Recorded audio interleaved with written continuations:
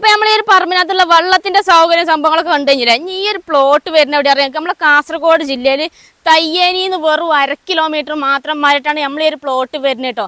നമ്മൾ ഈ സ്ഥലത്തിന്റെ പഞ്ചായത്ത് വരുന്ന നമുക്ക് ഈസ്റ്റലേരി പഞ്ചായത്ത്, അതുപോലെ വില്ലേജ് വരുന്ന നമുക്ക് പാലാവയലും ആണ് കേട്ടോ.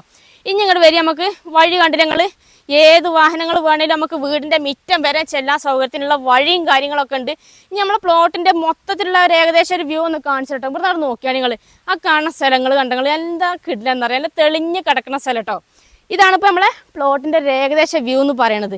പിന്നെ ഇതാക്കണേ, നമ്മൾ ഈ ഒരു പ്ലോട്ടിനകത്ത് ഈ കാണുന്ന വീടുണ്ടെങ്കിൽ ഒരു 3 റൂം, ഹാള്, അടുക്കള, സിറ്റ് ഔട്ട് എന്ന് വേണ്ട സൗകര്യത്തോട് കൂടിയിട്ടുള്ള സാധാരണ ഒരു ഓടൊക്കെ ഇട്ടിട്ടുള്ള സാധാരണ ഒരു വീട് കേട്ടോ.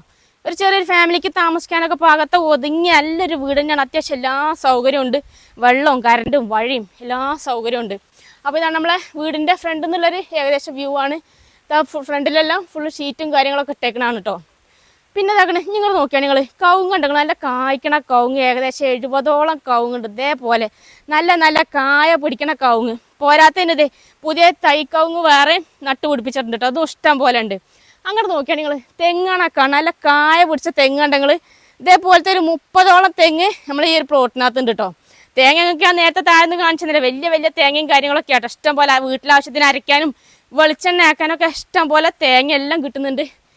ഇനി നമുക്ക് ഏറ്റവും പ്രധാനമായിട്ട് കാണേണ്ട വേറൊരു സംഭവം, നമ്മൾ ഈ ഒരു പറമ്പിനകത്ത് 3 അടി മുതൽ 4 അടി വരെ വണ്ണുള്ള 220ഓളം തേക്കുകളുണ്ട്. നമ്മൾ ഈ പറമ്പിൻ്റെ ഏറ്റവും വലിയ ഹൈലൈറ്റ് പറഞ്ഞ തേക്കുകളാണ്. ഇനി അതൊന്ന് പോയിട്ട് കാണിച്ചു തരാം കേട്ടോ. വാ.